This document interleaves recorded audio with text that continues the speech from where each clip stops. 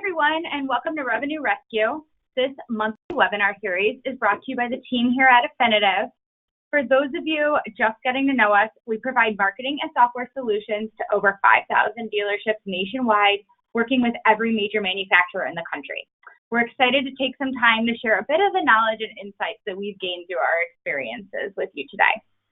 So each month, our Revenue Rescue webisode will feature a new topic addressing common challenges within your dealership that may be leaving revenue on the table.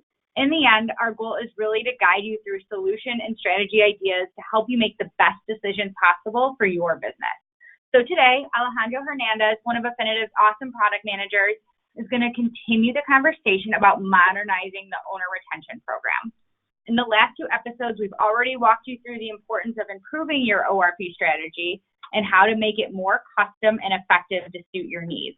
Today, Alejandro will discuss how to rethink and evaluate your existing touch points so you can increase customer loyalty and ROI. So with that, I'll turn it over to Alejandro. Perfect.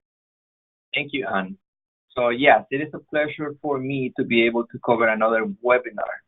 But before we jump on our main topic today, which is taking ORP or the Owner Retention Program communications to the next level, I would like to provide a quick recap for those who haven't been able to follow our Building Loyalty series in the last two webinars, or for those who are joining us for the first time. During our first webinar, we spoke about how ORP is probably the most common tool used in dealerships today. However, this traditionally used a dated and generic approach, which is not a best practice nowadays. But the importance of this webinar was to understand the need for modernizing the ORP in order to build loyalty in your clients. On the other hand, last month, we covered one of the main fundamentals for ORP, which is having or integrating a strategy behind ORP. We specifically talk about not placing unnecessary boundaries to the program so you can maximize their effectiveness. But before we dive in on how we're taking ORP communications to the next level, I want you to take a look to these current facts that are going to support the idea of custom content. So you know that 61% of the consumers feel better about a company that delivers custom content. And I have to agree with this. We have to make sure the communications that we are going to be delivering to our clients, it has to create or it has to contain this custom content. On the other side, we have that 74% of online consumers get frustrated with companies when the content appears that has nothing to do with their interest. And I have to agree with this as well. So imagine you are receiving this communication at home or maybe by email or by phone, and those offers or ads or promotions has nothing to do with you. So I feel that frustration as well, right? So now that we are in the same page and we all have a good understanding of what is an ORP and the needs of our current market audience, let's improve what is already in place.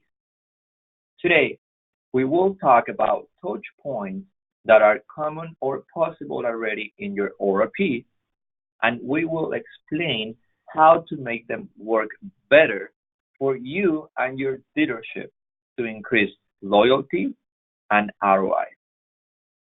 Here are some examples.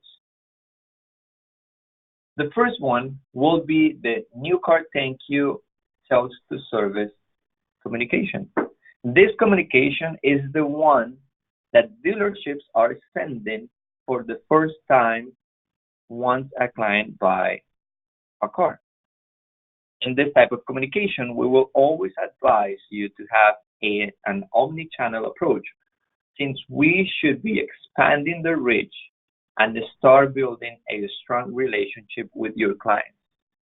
Also, the open rates will be higher than just sending this communication through one channel. So, what about if you are only using email as a unique communication channel and the users decided to delete it, or this specific user just decided to delete it? Then the communication will not be effective. But what about when you also provide this communication through another channel, such as, let's say, a letter or direct mail piece right now? Most likely, this person who already deleted the email, in the case that we just mentioned it, will go to their mailbox, they will open it, they will find out there is a mail piece from the dealership, and once they open it, they will continue with the effectiveness of the communication. Therefore, it's so important to take this communication to the next level by expanding the reach. And you might be asking me, so Alejandro, what is the result if I add more channels to this communication? The answer is simple. The result is that you are building a strong relationship with your clients by just doing so.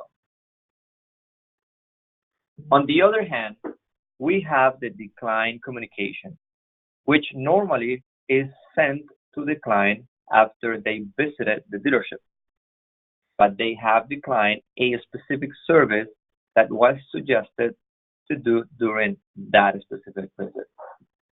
For example, let's say I am at the dealership ready to drop my car with my service advisor, and while he is in the process of checking me in, he realized that I need to do some alignment and rotation. He was able to offer me that service, but I ended up declining it. But I'm still okay by doing the oil change that I was expecting to do during my visit. Since I declined this alignment and rotation, then eventually I'll be receiving a communication, which is the decline communication, either by email, mail, or phone.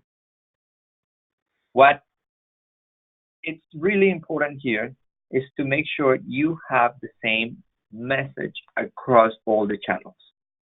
Currently, this is one of the main issues that we identified in ORP, since the communication that was sent by email did not connect to the one that it was communicated by phone. And this is key, since we need to generate credibility in order to build loyalty with our clients. Another recommendation to take this touch point to the next level, it will be to make it relevant to your audience. And how can you make it more relevant? Well, let's imagine you are sending this communication by email. And when the client opens this email, it contains a link. And this link, once you click on it, is going to send you to a specific website or page that is going to be talking about the importance of doing alignment and rotation to your car. This client will eventually understand the importance of doing it. And at the end of the day, it is important to let your client know that this is not only about doing another repair order. It's more than that. It's about family safety, vehicle health, and many more. Then we have the interim or educational pieces or newsletter communication. This one is not unusual communication, but just by adding it, you are already taking ORP to the next level. Why? Well, not all communications that you send to your client have to be talking about service or maintenance to their car. The main reason of this touch point is to let your customers customers to know you.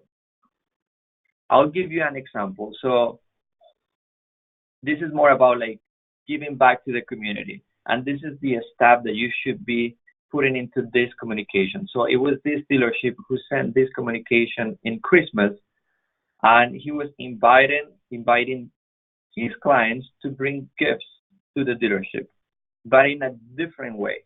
So the idea was that they come to the dealership, and in the showroom, there is a really nice car, a convertible one, and people were placing all these gifts inside of the car. Once the car was completely full of gifts, the dealership were driving the car to the hospital and dropping all these gifts for the kids for Christmas Day. Wasn't that amazing? I thought that was amazing and beautiful. So those are the things that we should be adding to the communications. There is not always a communication trying to sell. It's more than that. We want to make sure there is that feeling, that touch behind communications as well. What about if you also add educational pieces? For example, if you have an event and you're inviting your clients to, for example, they own this a specific X or Y type of car that is a 2019. But then you should be sending this communication and telling them, giving them some education about the new features that are coming for the same car, but a 2020. And that's what you should be adding to this communication. Now here, we have the inactive or the reactivation touch point. This is one of my favorite ones because you have to know your client in order to make them come back. And in order to get to know your client, our advice is to use user data. With this user data, you will be able to not only create a strong strategy, but also to know specific milestones of your client. It is not the same to send an inactive communication to a client who has visited, who haven't been in the dealership for the last 18 months with only a service or maintenance offer versus using the user data and knowing that this client recently got a newborn and know is the right time to communicate to him by offering new features or a specific maintenance that is going to protect his family from any circumstances down the road. Once again, use the user data to take this communication to the next level. And remember, not to focus on the type of car that your client owns, but to focus in the customer. And last but not least is the service thank you communication. We all know that this touch point for some dealerships is considered a waste of money. But let me tell you that it's not. This type of communication is important in order to build a strong relationship and loyalty with your client. So if we want to modernize this communication, you should be adding the customer satisfaction index, also known as CSI. With this item, you will be able to open the line of communication with your client, and also you will be able to obtain service feedback. It is a win-win. You are showing appreciation and the possibility to optimize your service department. Remember, show appreciation, build relationship, and open the line of communication. Those are three aspects that you will obtain if you just take this communication to the next level. So now here are some guidelines and recommendations across all communications that you're sending. It has to be clear because the communication should be definitely clear so the recipient can certainly understand what the particular sender really wants to communicate. Then it has to be complete. because the sender needs to post extensive communication. An extensive communication consists of all the requirement information that the reader's requirements regarding knowing. And then the last one will be concise. A message should be well brief as possible. So please take all this in consideration, but remember, keep things relevant and relevant on both sides, the dealership and also relevant to your specific customers. So with that being said, I really hope you already have some good ideas on how to improve what you already have in place. And this is pretty much all for our webinar today for taking ORP communications to the next level. And we invite you to join us on part 4 in November. So once again, thank you very much, and I hope you have a great day.